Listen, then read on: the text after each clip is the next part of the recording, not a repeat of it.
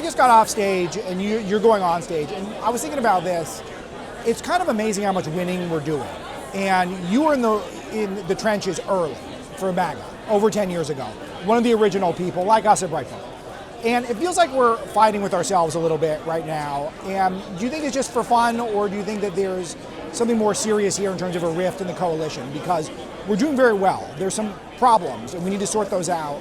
But I want it to be a party in this environment. Is it a party, or are we nervous? Well, so there's the nomenclature is important here, because there's, as you say, there's MAGA, that's sort of the OG MAGA. But what happened in 2024 was a ballooning of MAGA, and MAGA spread out to pick up new coalitions that never were on board before. So one aspect, which is great, which of course, politically speaking, obviously that's what you want. You want politics as addition, not subtraction. So MAGA expands to bring in, of course, MAHA, Make America Healthy Again. So Bobby Kennedy, Tulsi Gabbard, I kind of put in that camp as well, because she's sort of the viral workout videos, very close with Bobby, yeah, etc. The anti-war left then comes on as well. So the anti-war, movement is a huge part of that. That's like the Scott Horton types, Dave Smith types. Like that was very much part of the coalition in 2024.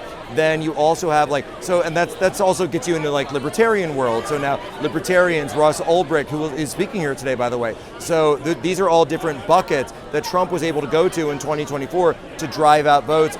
First time you ever had a Republican presidential candidate speak at a libertarian convention, and he took a lot of crap, by the way, from that audience. But I think the voters really saw that as well. And you can go down the line for various groups that he was able to put together to put that coalition in. Now we're in what I think is really a classic symptom or a classic after effect of when coalitions take power. You see this in Europe all the time, by the way, because they need coalition governments to be able to form, since they have the multi-party democracies, where you have different aspects of the coalition rack and stack their priorities different than other members of the coalition. And this, of course, is the challenge for President Trump. You go to the immigration hardliners, which I'm on board 100%, and we'll say immigration is the number one issue.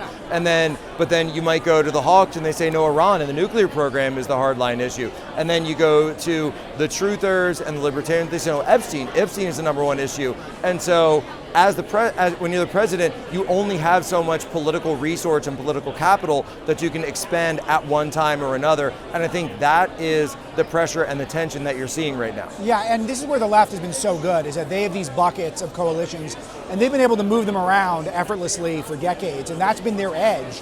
And we've always been very libertarian at our core, where we love a great individual, we love a great family, that's what we think about. And so those are harder to move, because you're moving people like one vote at a time, 4 votes at a time. The left moves thousands or millions of votes at a time. And we do have to be very cautious of this. So that the obvious follow-up is the Epstein stuff.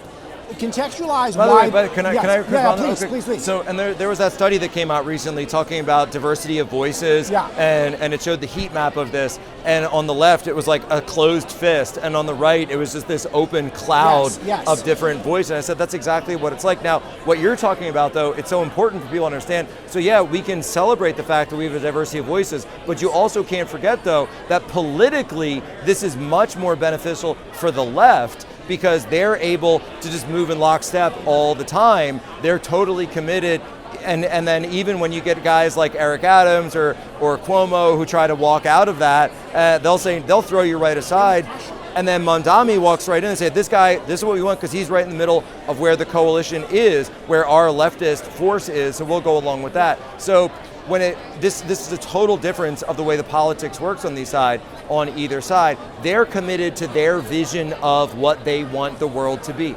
I personally think it's crazy. I think history proves that it's crazy, but they're certainly committed to it, and there's no question about that. But on the right, as we've been talking about, you do have this vast majority of, or I would say pluralities of different opinions on really what we want and where we want the country to go, but a general agreement on people like Trump or various figures. J.D. Vance does a good job of really being able to work different coalitions together. And J.D. Vance is great because he's like, there are so many Americans within JD Vance, right? You know, Yes. he's a working class guy, but he's also a Yale guy. He's a Yes. military guy. But he's a guy He's who's a VC guy. Right, but and he's not a hawk, but he's also He's not a hawk, but he's comes the from military, background. right? So he's got all these different Americans. He was so essential with the Iran bombing messaging because his messaging was so on point, which is this is not World War III. This is a surgical, strategic, one-off strike, taking out a target that we've thought about forever, and then we're done. And he's the only guy with credibility to say that. No one else can say that. Right. Because if anyone else said that, we'd be like, yeah, it's just deep state again. It's just the stuff that we'd all feared.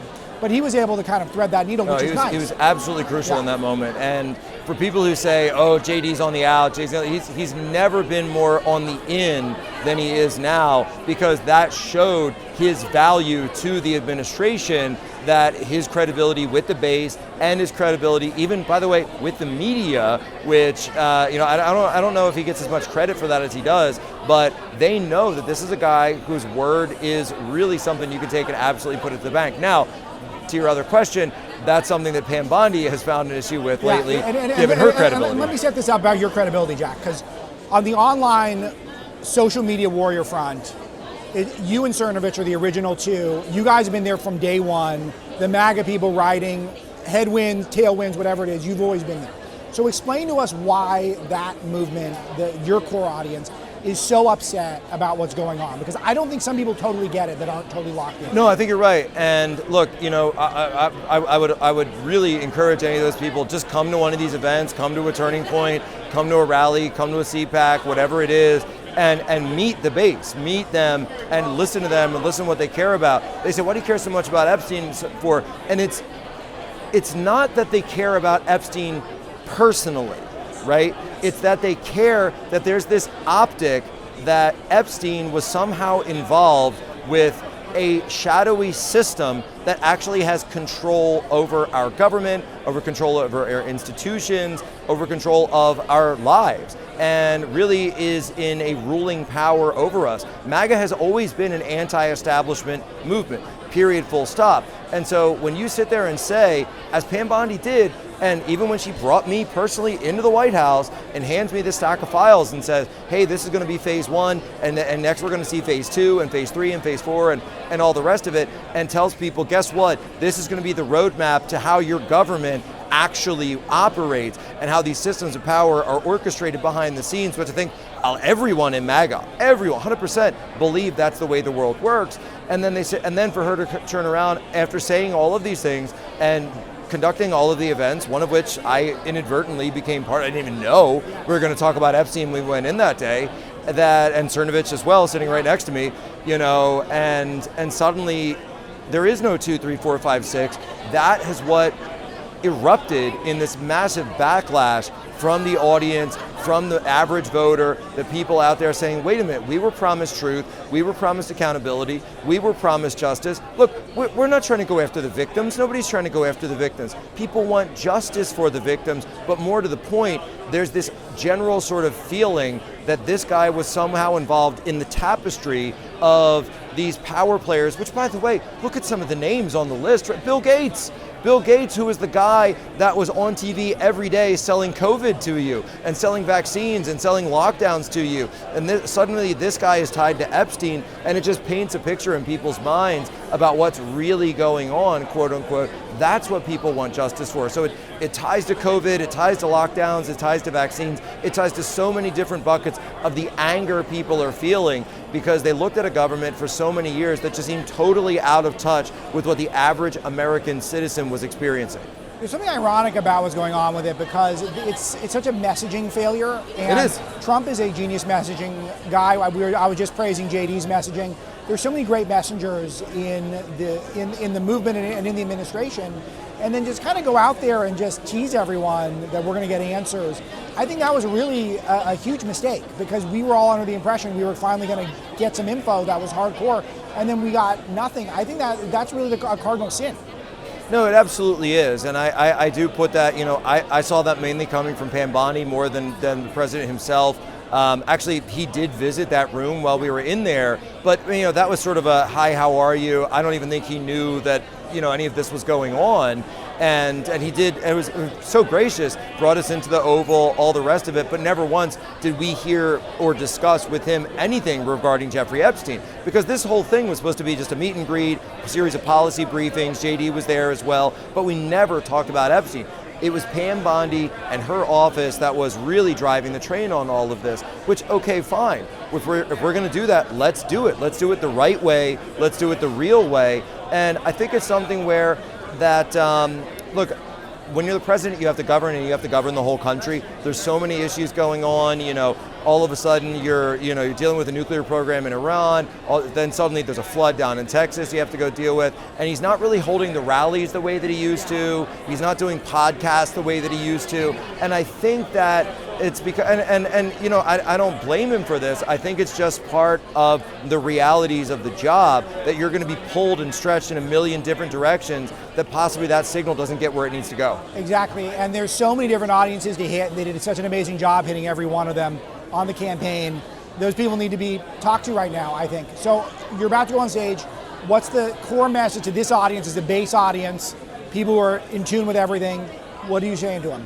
Look, and it's as simple as this, is that we are a base that cares about America. We are people that care about America. We put America first. So we are not, what the media says, a cult of personality. We are not a bunch of people who just, kiss the ground that Donald Trump walks on. No, we care about real issues. We put immigration first and foremost. We put accountability first and foremost. These are foundational issues for MAGA. Remember, this was the original sales proposition for Donald Trump. Dave Chappelle talked about it on SNL. Donald Trump was the man who came out from behind the closed door and said, you know what? Those guys are screwing you. How do I know? Because I was one of them. I was one too. Right? And that's what gave him his original credibility all those years ago. And so people are waiting, and I think rightly so, and through no fault of their own, for these answers and for real justice to be done. And people should never stop asking for those questions and never stop putting pressure. And look, MAGA,